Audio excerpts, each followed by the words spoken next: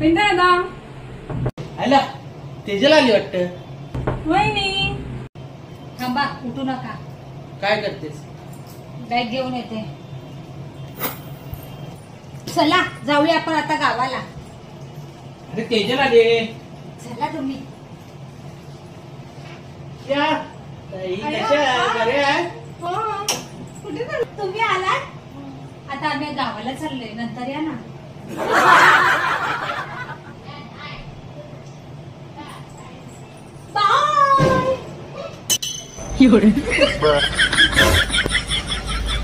अरे त्या थांब.